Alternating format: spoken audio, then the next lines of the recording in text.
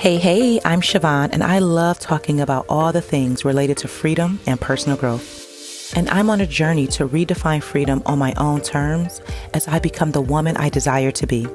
Each week, I'll share in real time what I'm learning as I do my inner work while creating a safe space for my listeners to feel seen. If you desire to be free and live a life that feels good to you, then you're in the right place for beautiful conversations that's going to support you on your journey to freedom. Welcome to the Siobhan J. Middleton podcast. Now let's start the show. Hey, welcome back to another episode of the podcast. As you know, I'm so happy that you are here again for another week. Okay, so a couple of things before we get into today's episode. I want you to do me a huge favor and pause this episode and go rate the podcast on Apple Podcasts. 5 stars first and foremost. That will be amazing.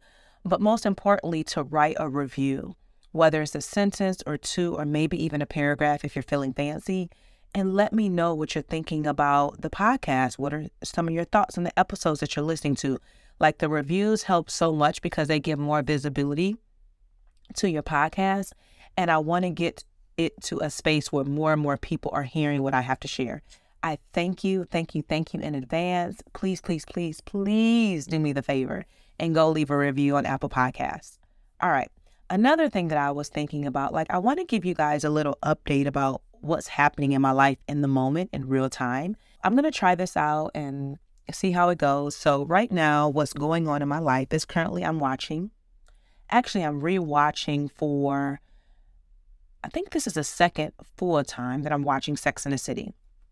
And so I think I shared in a podcast last year that I had started watching it, but I was watching it for a very different reason versus now I'm watching it and really paying attention to each character and how she shows up in these different relationships that she's in. There's so much that I'm learning about myself that I can see in some of the characters on the show. And so I'm watching it with a whole new perspective. And I believe that I'm able to watch it from this view is because I've healed a lot of stuff, but also I'm in a different place emotionally, mentally, and all the things. So that is what I'm up to lately. And I think it'll be fun to just each time that I think about it, to give you guys an update of what's happening and what's going on in my life, in addition to the topic that I want to discuss. Mother's Day is coming up, right? It's coming up this Sunday. And if you've been following this podcast for a little bit of time, then you know I've talked a lot about my mother wounds, but I haven't given you guys an update on where or how or what my relationship looks like now with my mother. So just to give you a little backstory in case you're new to the podcast, I've had mother wounds for an extremely long time, since I was a teenager. And I started doing my healing work and going to therapy when I was 32. And I was in therapy for a long time, specifically around the mother wounds. And during that time, I had forgiven my mother for the choices that she made when I was young. However, there was a deeper level of forgiveness that I didn't know that I needed to do until I went to the RISE conference several years ago. And then also a young lady who had attended one of my events has sent me an email about forgiveness. And if you want to know more about the RISE conference and my thoughts and everything that I experienced, there's several episodes that you can go back and search for and you will hear about that. But anywho, when I went in March of 2020, one of the things that I gathered from that particular conference is the deeper healing that I needed to do around my relationship with my mother. And it wasn't anything specific that was talked about. It was what I witnessed and what I experienced as a result of one of the activities that we did. And so I would go on this journey of figuring out, okay, where and how do I heal my relationship and forgive my mother on a deeper level? And I've talked about this on several episodes about the work that I did to get to where I'm at now. But what I specifically want to talk about, because it's going to pertain to where we're at today, is that October of 2021 and I talk about this on another episode, but my mother has sent me a text, and I was in a yoga class. Out of nowhere, she texts me and she apologizes and she acknowledges the things that have happened in our relationship and how she showed up. That cracked me wide open. And as I was continually processing everything that came up from that, I started to notice that my identity was shifting. And I remember during a coaching session that I was having with my coach at the time, one of the questions she asked me was, what would it look like if you didn't have a mother wound? And when she asked that question, I couldn't even fathom what that would even look like because I couldn't foresee it. Like, that didn't exist in my world not to have a mother wound. And the time that she asked me that question was way before I went to the conferences, way before the young lady had emailed me. I was definitely in a different space, that healing the mother wound to a point where I didn't have it. Like, where, how? My mind could not even think of that being a thing in my whole world. Well, again, fast forward to October of 2021, and when my mother sent that text, that question I would begin to answer. From that moment, my whole life began to change in a very different way, and my identity was changing as well. And there would be this constant unraveling from that point of where I am answering the question that was asked several years ago. What would it look like to heal your mother wound? And I will say, when my identity started to shift, when I could feel like something in my body was different, I could tell that there was another layer of healing, that I thought I was good, and that whether she ever apologized or acknowledged the things that she had done, I was okay. And I decided that I didn't really need an apology. However, my inner child needed it. And so when she sent that text, that is what was healed. It was a layer of healing for my inner child and that wound that I have around abandonment. And every person, belief, thing that was attached to the mother wound, I would soon learn would have to be released, or something would need to change.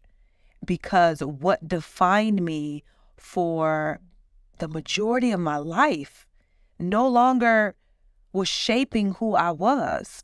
This mother wound was why I stayed a good girl, out of my way to protect myself. Another thing I want to point out before I kind of share where we're at today is that as long as I've been a mother, Mother's Day hasn't been a day that I enjoyed celebrating. Even though I'm a mother myself of two amazing, beautiful children, it wasn't a holiday that I wanted to celebrate because of what it meant and what it triggered for me. And several years, like I don't know how many years, back to back, I would go to like a Mother's Day brunch with my mother-in-law, my sister-in-law, and some other family friends.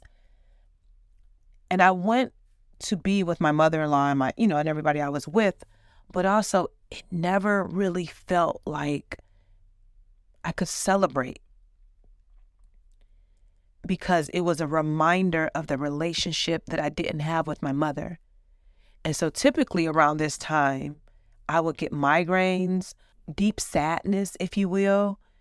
And it wasn't until I believe last year, where it was the first year I believe that I really wanted to acknowledge Mother's Day for myself. And I'm still learning. I'm still trying, I'm still doing my work around that. And this is why I wanted to talk about this on the podcast, because I wanted to express where I'm at today, because so many of you have followed my journey from the very beginning, and you knew how much pain my mother wound had caused me because of how much I talked about it. So to be where we're at today, literally, it's hard for me even to believe it, because again, I couldn't see past not having a mother wound. So the first thing that I want to express where my mother and I are at today is that we actually have a relationship that is unique to us. And we are still figuring it out. But I love where we're at because there's no pressure. There's no, you have to show up this kind of way. It's none of that. What we have works for us. And I look forward to see how it continues to progress. Even though I wanted to believe that I didn't need an apology or acknowledgement from her, again, my inner child needed it. And I believe because she got what she needed, this is also why my mother and I are where we're at today. I will say that my mother is still the same woman she's always been, right? I believe because I changed and because I've healed and because I've grown and because I've been doing my work, that is why the dynamics of our relationship is shifting and changing for the better for both of us. I know my mother did her best, as best as she could while I was growing up. And yet her best wasn't best for me because it created so much pain. So yes, I ended up having a beautiful life. And also, I experienced a lot of pain, and it would impact every relationship and so many of my beliefs based on the relationship that I had with my mother. So where we're at today is that we now talk. She'll call me and just to say hi or see how I'm doing or give me an update about what's happening in her life. And I used to be irritated or aggravated with her or didn't want to be around her or couldn't talk to her. And now I welcome the phone calls. She'll also send me texts just to say she loves me, let me know what's going on. And I also send her texts as well to say, hey, thinking about you. Hope you're having a great day. Sending you love and light, things like that. She now gives gifts, monetary gifts to my children and myself. This is not something that I felt like I needed, but it's showing me that she's trying. And it's not about the money. It's about the action. It's about the accountability. It's about being there in any way that you can. I have no hard feelings. There's no anxiety and irritation and frustration and anger. All of the stuff that was wrapped up in my pain is no longer there. What I feel from my mother now is a very deep level of compassion, because I can now see, just from the information that I know, is that yes, she tried her best, but she'd been through a lot of stuff. What I learned is that what she thought was her best was allowing my grandmother to raise me because she knew that she wasn't capable. And I'm forever grateful for that. And so now when I think about what she's experienced, the age that she had me, what happened pre me being born and after, the lack of responsibility that my father had, like all of that matters now.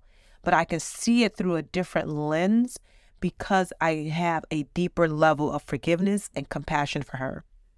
My mother didn't have the tools and resources that I have, right? When I think about my therapist, my friends, my books, my mindset, everything that I do to take care of my mental health and my emotional health and the support that I have, she didn't have that. And so, of course, she's going to show up a certain kind of way. She wasn't able to give me what I needed, and I've now accepted that that's okay. And I'm at a place where I don't want anything more or less than what we have, because what we have is enough.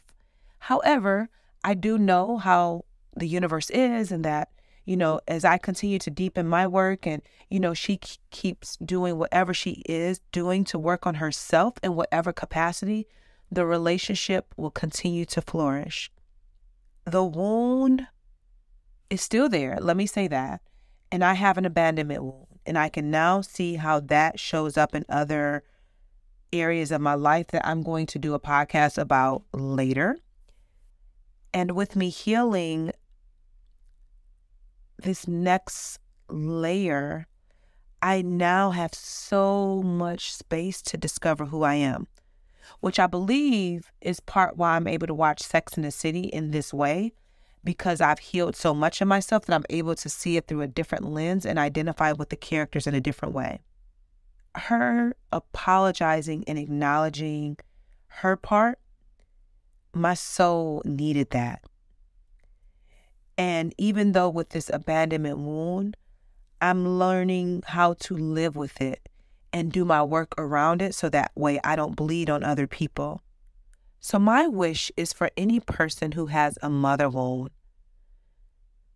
And what I mean by that is having an unhealthy relationship or dynamic with your mother in any capacity, is that you take the time to do your work, your healing work.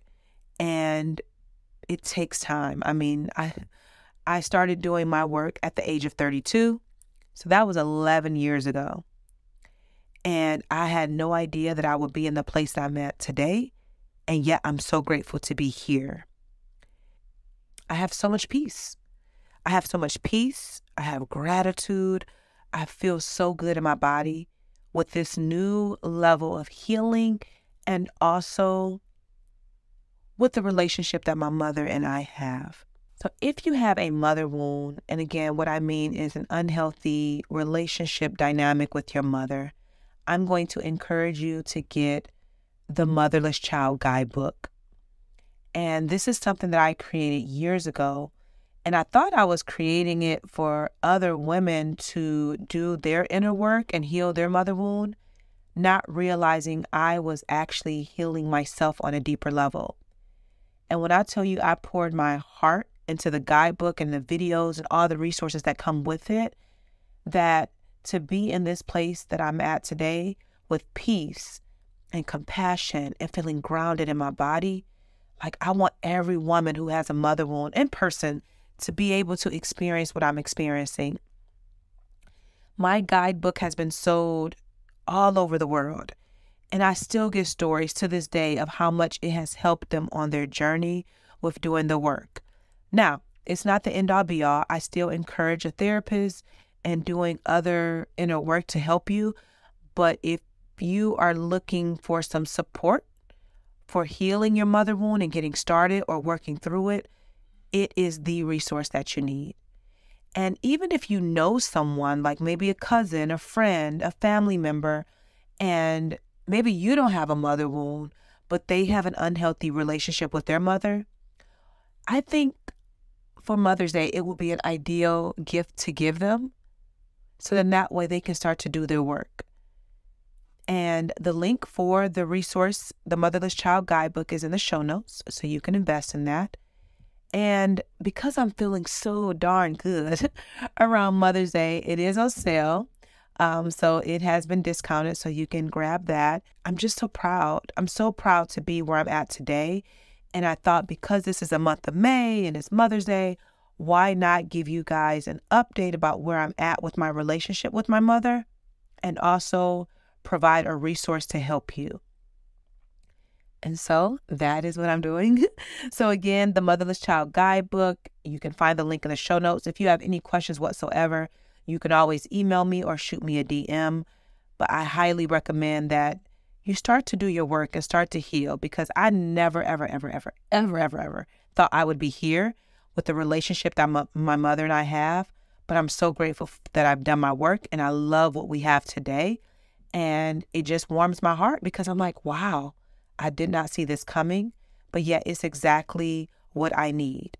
And our relationship, again, it works for us, and I'm happy about it. I would love, love, love for you to, number one, make sure you're subscribed to the podcast. I would love for you to share this episode with a friend or two and say, hey, take a listen. Let's have a conversation about it. I think that this will be amazing resource for us to discuss. If you can relate in any kind of way, please be sure that you're subscribed anywhere that you're tuning into podcasts, whether you're on Amazon, Spotify, Apple Podcasts, YouTube. Subscribe, subscribe, subscribe.